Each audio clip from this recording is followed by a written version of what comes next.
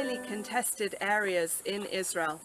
It's close to the border with Syria, it's right on the border with Lebanon, and this area has changed hands many times.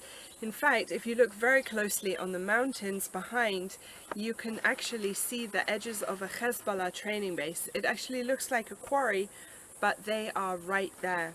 So this is an area where there has been a lot of terrorist activity in the last decades, because what actually happened is that in the 70s, the end of the 70s, the Hashemite Kingdom of Jordan wanted to expel Hezbollah from their land, because actually Israel threatened to cut off their water supply unless they did so. But we didn't really do ourselves any favors, because we simply moved Hezbollah from our eastern border to our northern border. Hezbollah is a terrorist organization, and in fact it means in Arabic the party of Allah. And this area has seen a lot of activity. It's seen a lot of rockets being sent over the borders, and in fact there are also weapons smuggling tunnels a little further to the west than where we are standing right now. Some of them were large enough to contain railways, and they were actually smuggling weapons underneath the border from southern Lebanon into Israel. And in recent years, Israel has been working very hard to dismantle this infrastructure. And there was one very funny and very famous video where Israel actually poured wet concrete into one of the tunnels, and you could see the expressions of shock and surprise on the people at the other end as the concrete started to rush towards them. So although I've said all of those things, we feel perfectly safe standing here. And there are only sporadic seasons where there might be any problem, and our army is always on top of this and warning us when it is not good to come into this area. So in recent decades, this has been a pathway of terrorist activity. And of course, this is not the Lebanese people as a whole. We love the Lebanese people, but sadly there are terrorists who are encamped in their towns and their villages in this area. But I think it's always very important to differentiate between a whole nation and terrorists who are operating out of that nation.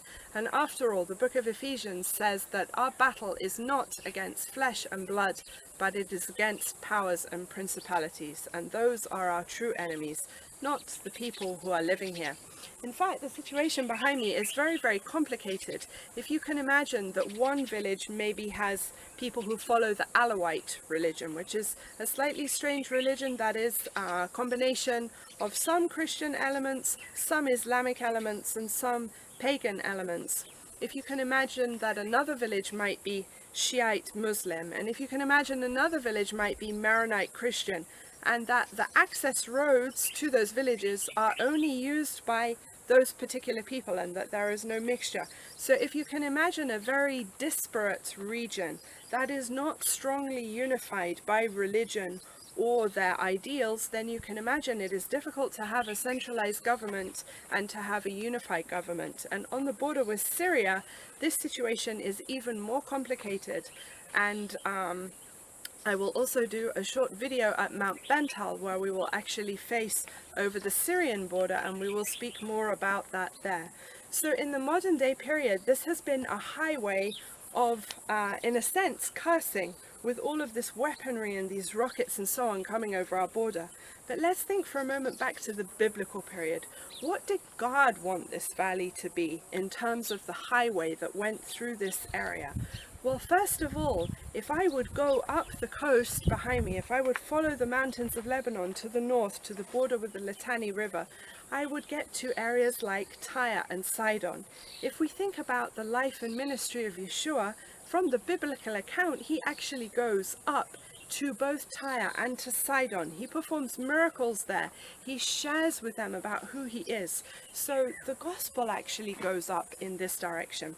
But if we think back to Yeshua's ancestor and his own bloodline, King David, he had a very important ally whose name was King Hiram, and he came from Tyre, and he actually sent materials and craftsmen to King David to assist him in the building of his palace, and later in the building of the temple under King Solomon. So he sent things like cedar wood, and they would have been put onto rafts or ships, floated down the Mediterranean, taken into the port of Jaffa, and brought to Jerusalem. So in fact, God's design for this valley was that it should be a valley of blessing.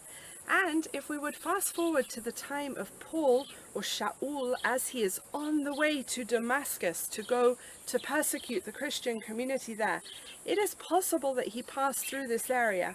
We're right below Mount Hermon here, and in order to get to Damascus, you would either have to bypass Mount Hermon to the south, in which case he could have crossed in this direction towards the east, or he could have gone first to the north, bypassed Mount Hermon, and gone all the way to the east from there. Damascus from here is probably about 60 to 70 kilometers.